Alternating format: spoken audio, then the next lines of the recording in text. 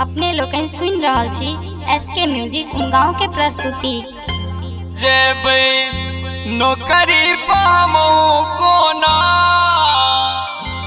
जेबै नौकरी पामो कोना, रहबै सजन जी। अब हमरा के पठा दे नहीं हरे सजन जी। अब हमरा के पठा दे नहीं हरे सजन जी। जेबै नौकरी पामो कोना, जेबै नौकरी पामो कोना, रहबै सजन जी। अब हमरा के पठा दे नहीं हरे सजन जी। अब हमरा के पठा दे नहीं हरे सजन जी।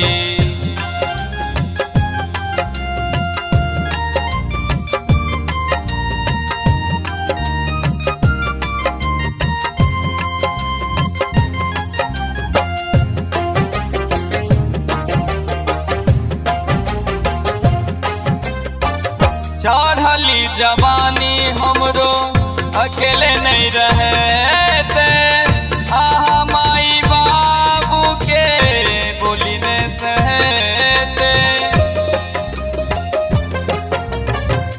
चढ़ली जवानी हमरो अकेले नहीं रहते, आहा माई बाबू के बोली ने सहते।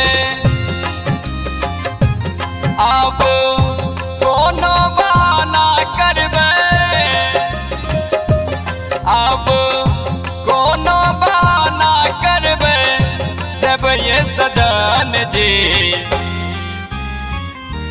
अब हमरा के पठा दे नहीं हरे सजन जी।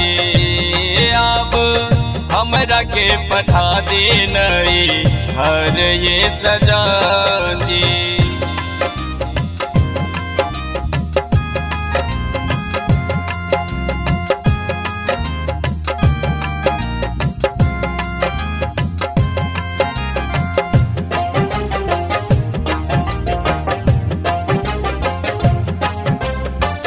छोट की ननदिया बोले रही रही बानी, कही के बझिनिया बोलाब जेठानी। छोट की ननदिया बोले रही रही बानी, कही के बझिनिया बोलाब जेठानी। हम ससुरे में खेबै आब, हम ससुरे में खेबै आब, जहर सजन जी।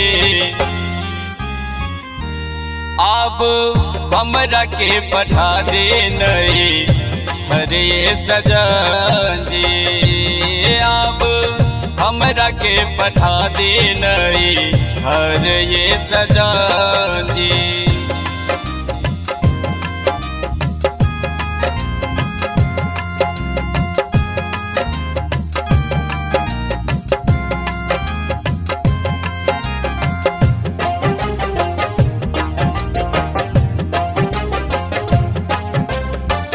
बहुत दिन पहलिया किया चल जेबै, एकरा खातिर दिया में से जिया सजेबै। बहुत दिन पहलिया किया चल जेबै, एकरा खातिर दिया में से जिया सजेबै। नहीं तो घनश्याम मंडल संगे, नहीं तो घनश्याम मंडल संगे, जेबै सजन जी। अब हमरा के पठा दे नहीं हरे सजन जी। अब हम हमरा के पठा दे नई हर ये सजान जी। जेबै नौकरी पामो कोना रहबै सजान जी। अब हमरा के पठा दे नई हर ये सजान जी।